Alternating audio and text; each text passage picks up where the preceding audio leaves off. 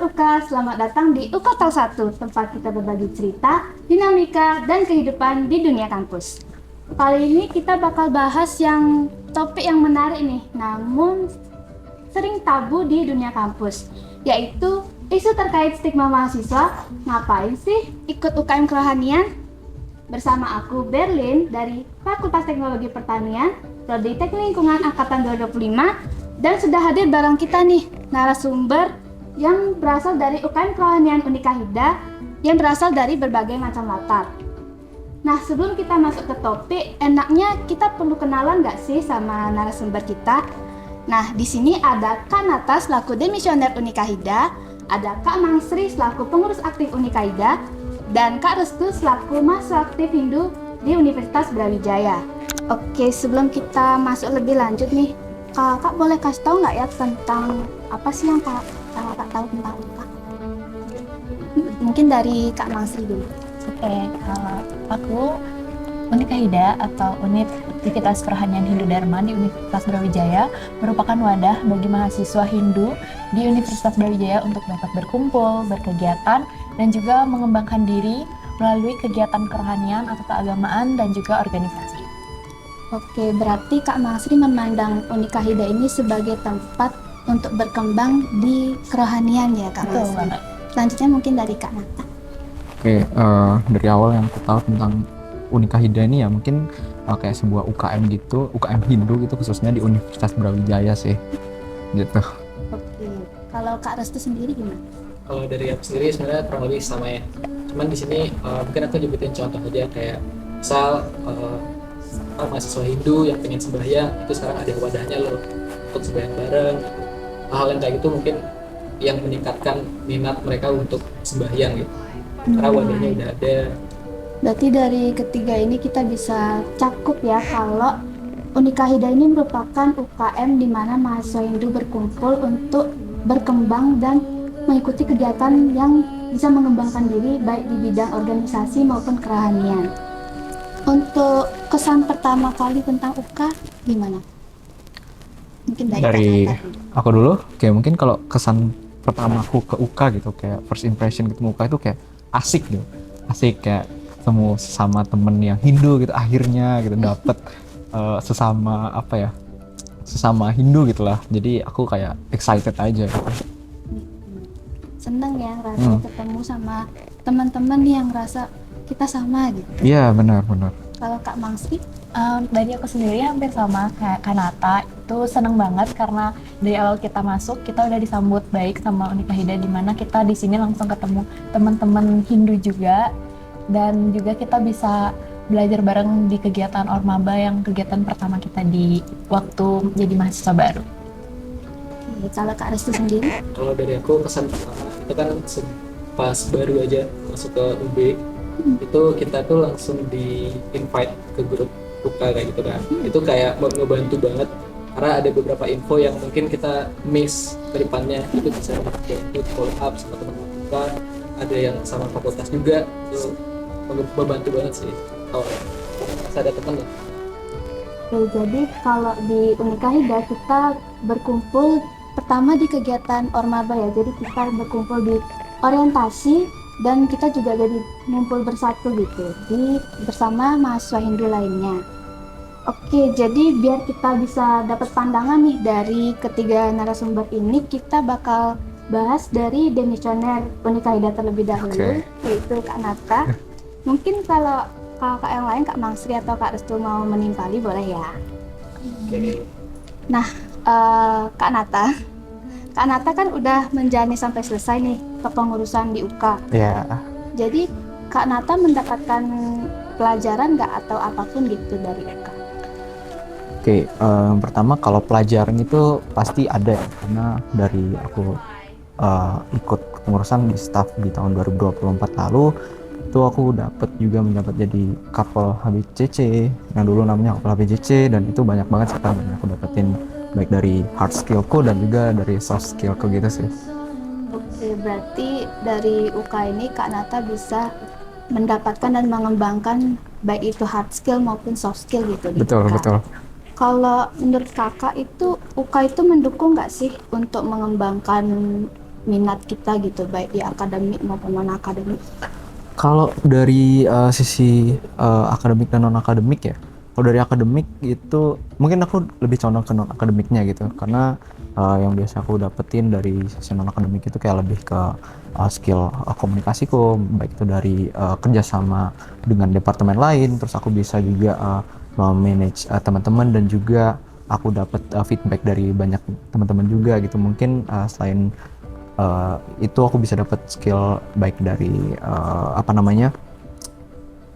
komunikasi juga, terus dapat kerja sama tim juga. Dari sana aku juga banyak belajar. Terus itu sih yang paling berasa relasinya gitu. Jadi kalau dirangkum itu Kak Nata itu lebih condong merasakan di bagian non akademik ini teman-teman. Jadi skill yang paling menonjol adalah komunikasi dan kerjasama tim mereka. Tuh. Misalnya nih, kalau kakak bisa throwback ke masa-masa awal jadi pengurus, tapi dengan pengalaman yang kakak punya sekarang itu, kakak bakal tetap jadi pengurus atau enggak? Oke, menarik sih pertanyaannya. Mungkin kalau misalkan di tahun 2024 lalu aku throwback, aku bakal tetap join sih, karena di satu sisi ya memang akunya sendiri pengen kenalan bareng teman-teman aku yang sesama Hindu gitu mungkin ya.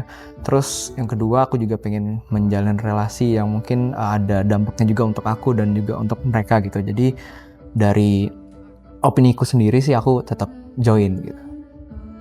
Gitu. Oke, jadi menarik banget ya informasi dari Kak Nata selaku demisioner Unikahida.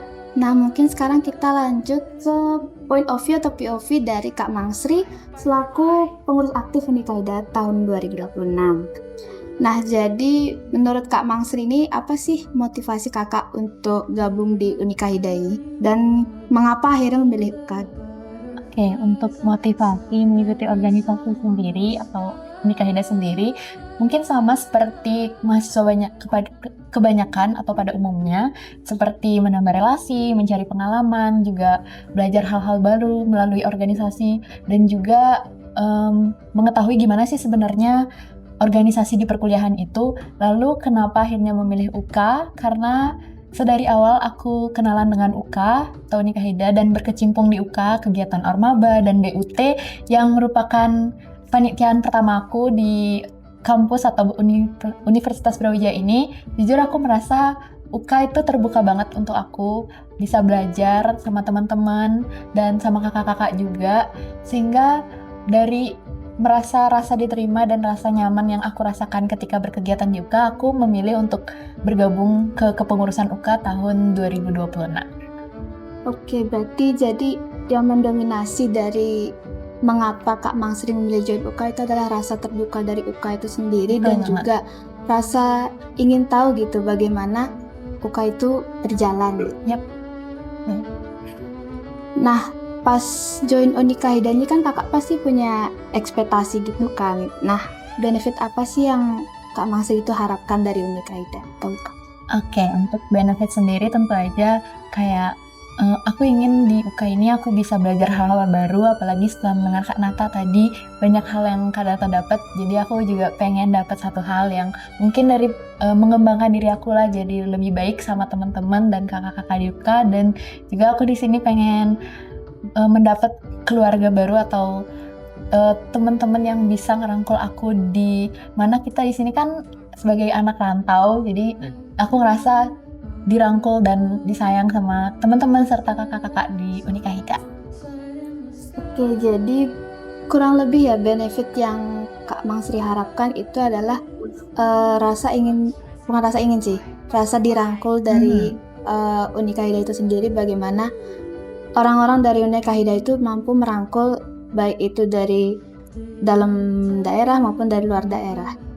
Oke, sekarang kita lanjut ke point of view dari Kak Restu selaku mahasiswa Indo aktif di Universitas Brawijaya.